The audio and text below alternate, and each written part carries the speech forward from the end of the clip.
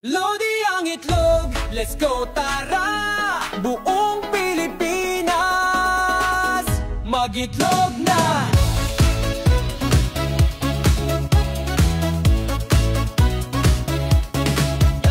Pagkagising, gutom agad, egg ang sagot, huwag nang sad. Pritong itlog, pwedeng hard-boiled egg yan, protein na boost, para okay dyan. Kaya egg tayo, everyday, kids on the go, everyday okay. Yeah!